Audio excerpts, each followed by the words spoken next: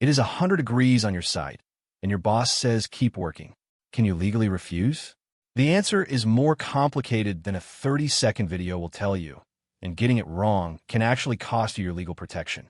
So let me walk you through what OSHA really says, when you can refuse, when you cannot, and the exact right way to do it so you stay protected.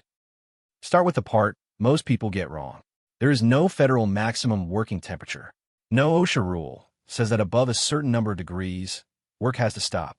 So the idea that you can simply refuse because it is hot and uncomfortable is not how the law works. You do have a right to refuse dangerous work, and that right is real, but it is narrow and it is specific. If you understand exactly how it works, you can use it correctly. If you do not, you can walk off a job and lose the very protection you were counting on. Here is the actual rule, and it comes from OSHA Regulation 29 CFR 1977.12. You can refuse a specific task, but only when all three of these are true at the same time. 1. You have a good faith belief that the heat poses a real danger of death or serious physical harm, not just discomfort. 2.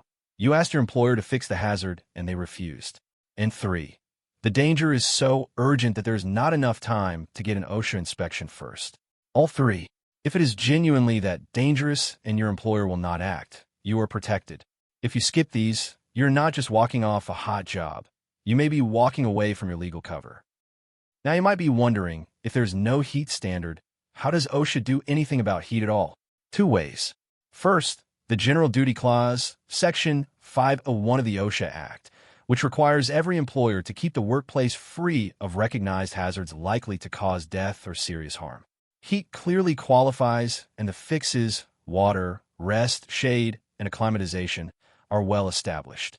Second, OSHA runs a national emphasis program on heat, which means inspectors do not wait for a complaint. Outdoor work around an 80-degree heat index gets their attention, and days above 90 degrees draw the most scrutiny.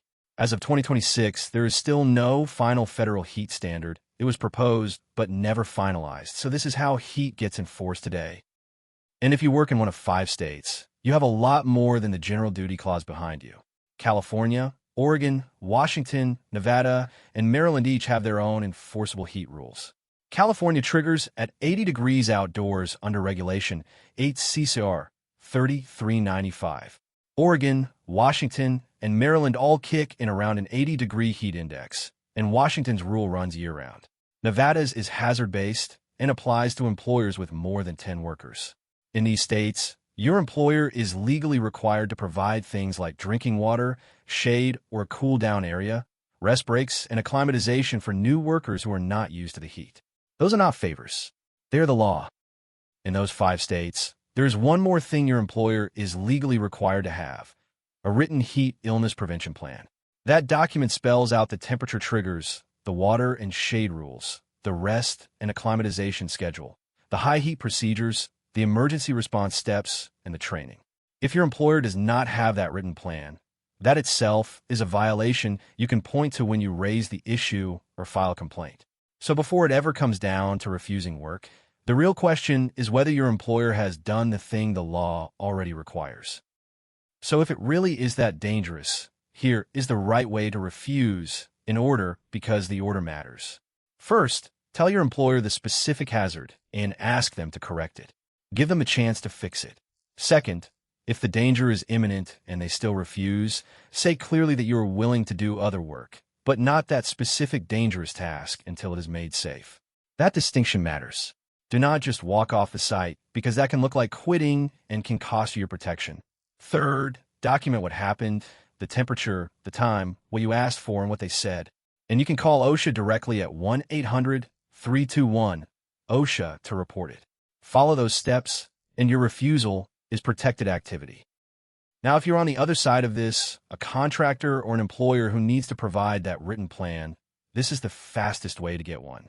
TailgateDocs generates a heat illness prevention plan matched to your state, with the correct triggers, the water and shade rules, acclimatization for new workers, high heat procedures, emergency response, and training, and it cites your state standard, whether that is California, Oregon, Washington, Nevada, or Maryland, or the federal framework everywhere else. It is $49 one time. Having this written plan in place is exactly what keeps a heat complaint from turning into a citation, and it is what the law in those states already requires.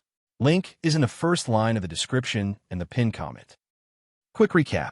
There is no legal maximum temperature, so heat alone is not an automatic reason to refuse. But you can refuse a genuinely dangerous task when all three conditions are